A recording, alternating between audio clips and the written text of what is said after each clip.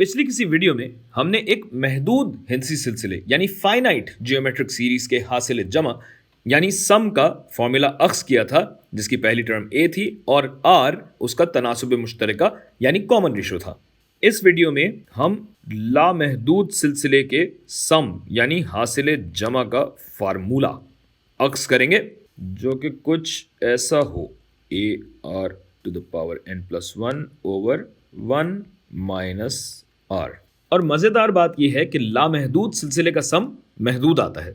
हम ये कह सकते हैं कि जब n लामहदूदियत की जानिब बढ़ेगा तो इस सब की कोई ना कोई हद होगी, जैसे हम ऐसे लिख सकते हैं, हद जब n जा रहा हो लामहदूदियत की तरफ और हमारा k जो है और हमारा k n तक बढ़ रहा है, वही बात हो गई, n जो कि लामहदूदियत की तरफ जा रहा था।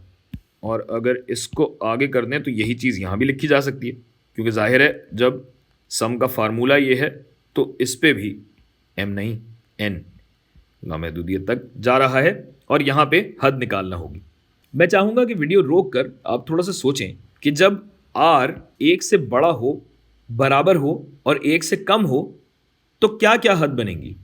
बल्कि सिर्फ r नहीं, r के हजम की बात करें, एब्सोल्यूट वैल्यू की बात करें, तो भाई ये देखें कि जब r हमारा 1 से बड़ा हो, ये जो ar⁻n+1 है ये बहुत बड़ा हो जाएगा।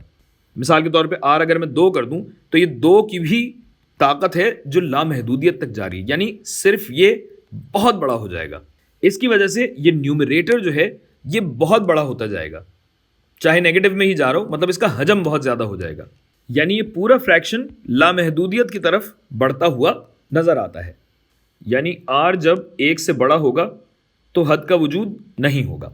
इसी तरह r अगर 1 के बराबर हो तो क्या होता है, तो भाई 1 - 1 ये 0 हो जाएगा, तो डिनोमिनेटर अगर 0 हो जाएगा तो ये पूरी फ्रैक्शन पागल हो जाएगी, इसका दिमाग ख़राब हो जाएगा। यानी क्या होगा, लामहदूद हो जाएगी। चाहे n आपका छोटा हो, बड़ा हो, जो कुछ भी हो, ये वैसे ही 0 से डिवाइड हो जाएगा।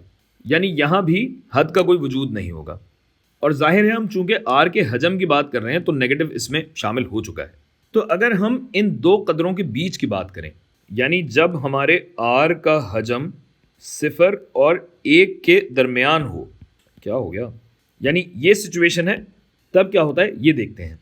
अच्छा भाई, तो 1 से 0 के दरमियान डिनोमिनेटर जो है इसमें तो कोई माकूल कदर आ जाएगी, जबकि न्यूमरेटर में r की ताकत बढ़ती चली जा रही है।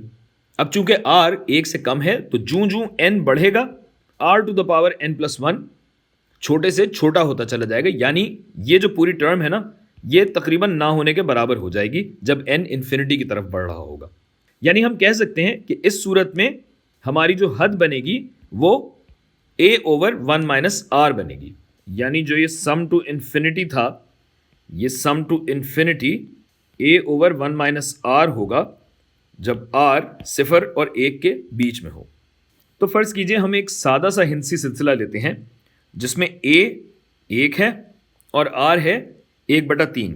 तो ये क्या हो जाएगा भाई, 1 + 1/3 जमा 1/3 का स्क्वायर जमा 1/3 का क्यूब वगैरह वगैरह वगैरह।